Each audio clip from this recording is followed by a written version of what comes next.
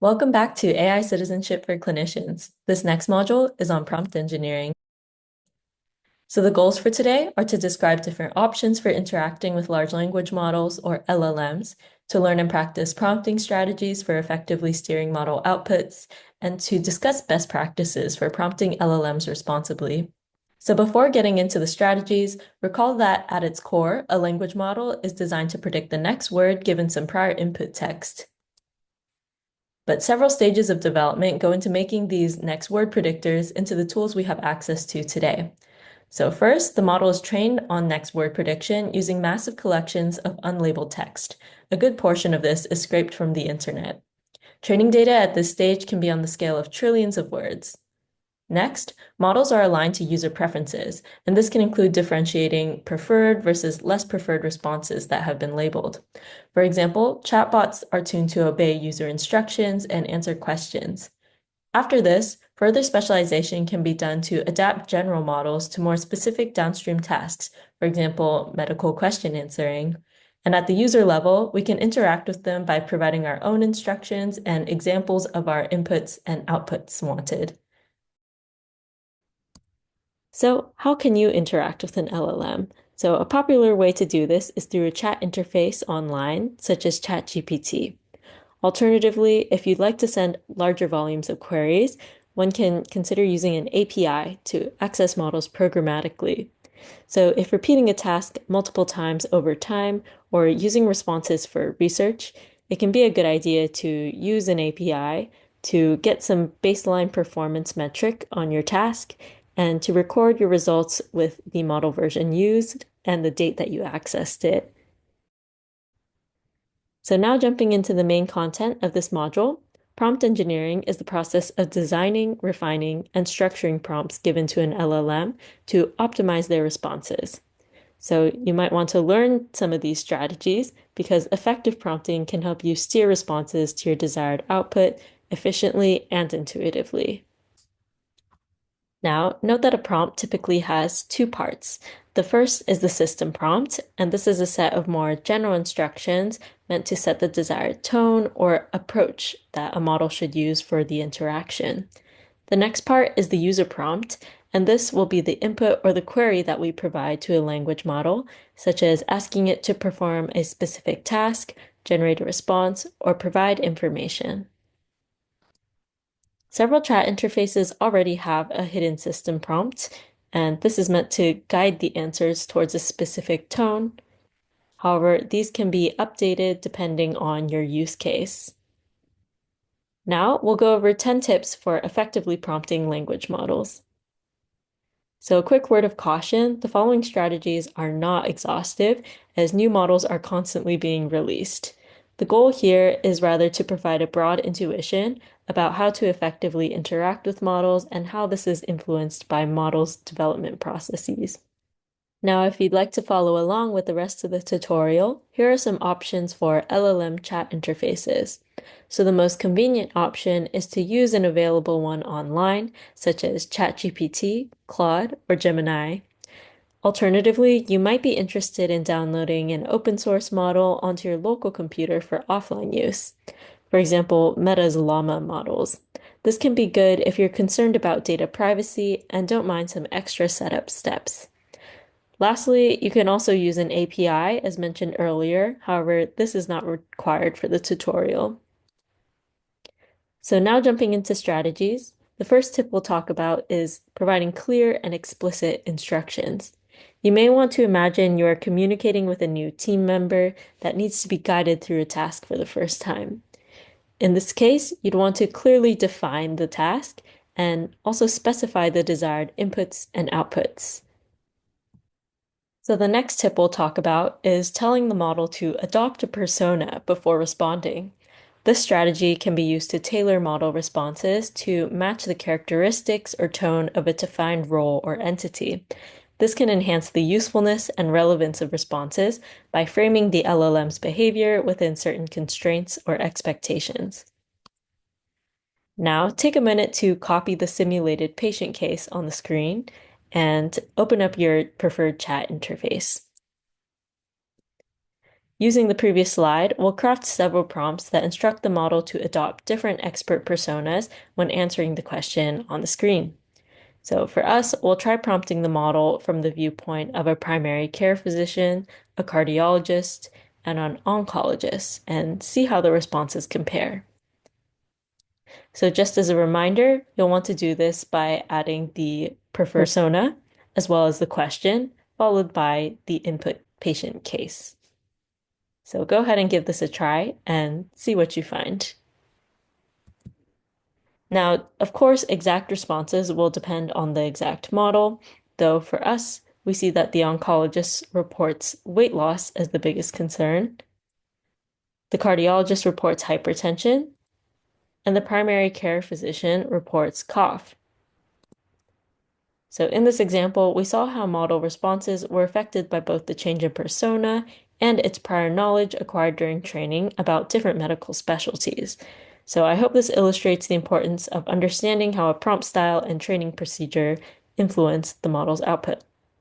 Moving on, the next tip is to specify an output format for your responses, and this depends on your use case.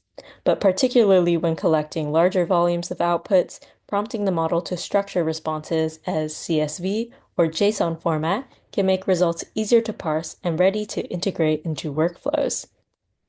So here's an example of Llama reporting predicted diagnoses as a CSV, and this would allow us to save the response as a spreadsheet.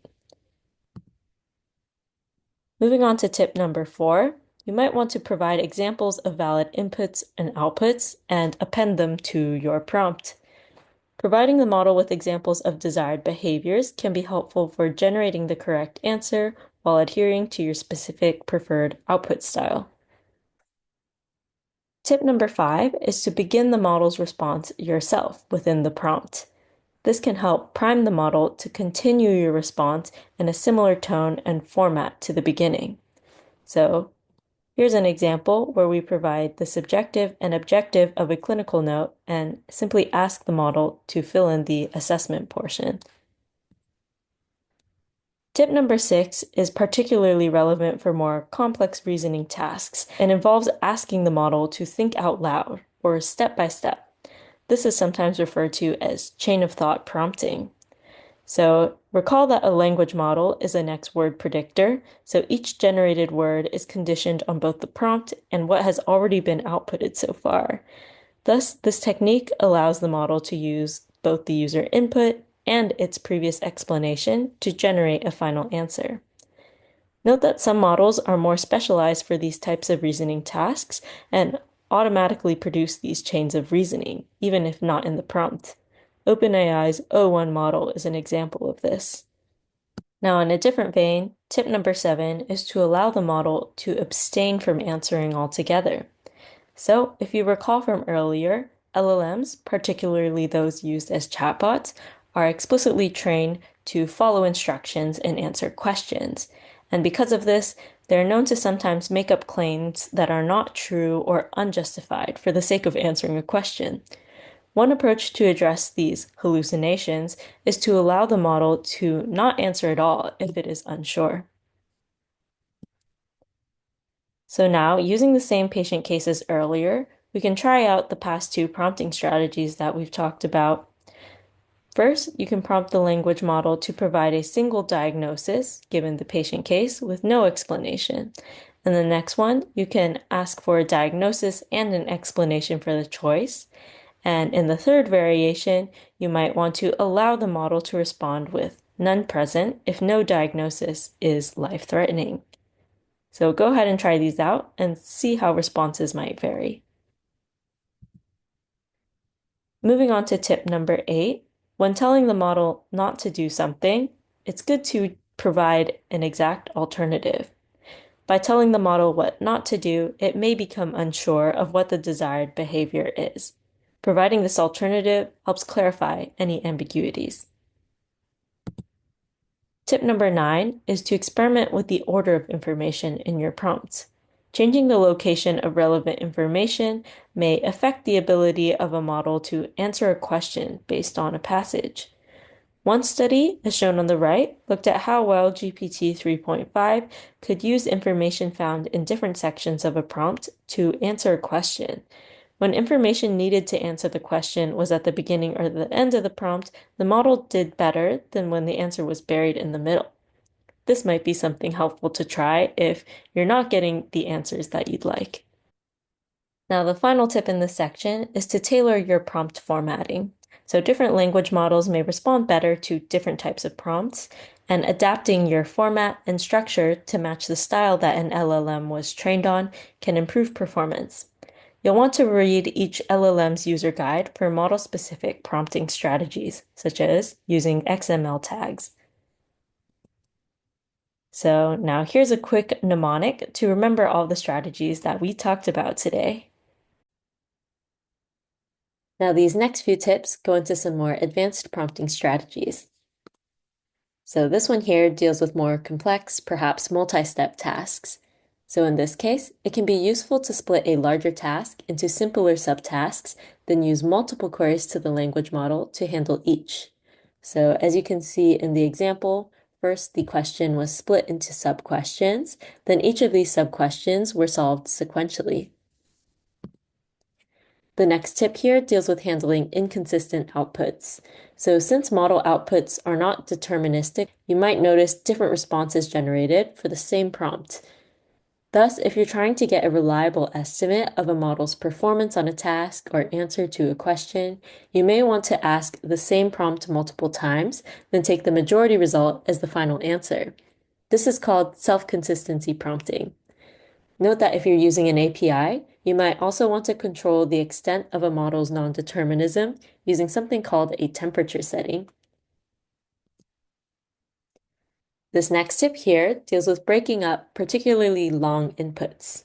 So suppose you wanted to prompt a language model to answer questions about a pretty long research paper.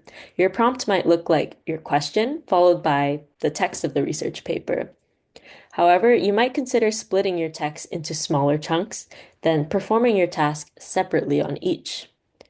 Another option to shorten your prompt is to only include the most relevant portions of the context when asking your questions. One more systematic example of this technique is called retrieval augmented generation. So suppose we had a user query and a vast collection of medical articles.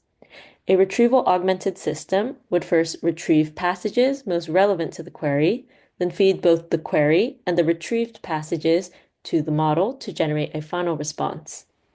This is helpful because it can enable an LLM to access information that was not in its training data. In addition to this, LLMs can be extended to other tasks by being combined with tools such as web portals or code execution platforms. Systems that implement this kind of tool use are referred to as agents. Now, in the final part of this lesson, we'll go over some recommendations for prompting LLMs responsibly. First off, and most importantly, never enter protected health information into online LLMs like ChatGPT or their APIs. Some hospitals may have their own systems set up for this kind of use, but make sure to check with your institution for their official policy. Next, be aware that a model's responses are influenced by the data used to train them. It's good to consider the source of an LLM's training data, potential biases that they may reflect, knowledge cutoffs attributed to the time of training, and underrepresentation of certain populations or domains. Another thing to keep in mind is that the length of your inputs can impact model behavior implicitly, as dealing with very long context can be more difficult to process. Note that context length is not just the length of your prompt, but also information in attached files or previous messages in your chat history. So start new chats if earlier conversations are not relevant. Keep in mind that API costs also scale with context length, as well as the model's output length and the rate at which you send requests. And this can vary depending on the type of model you want to use. Finally, remember that LLMs are not perfect, and they should be used as a tool rather than authority. You should always verify a model's response before using it, especially if this is going to inform some decision. Now that wraps up the final section of this video. To summarize, we discussed different options for interacting with LLMs, such as chat interfaces or APIs. We also went over tips for steering model responses with prompting, as well as more advanced methods like retrieval and search.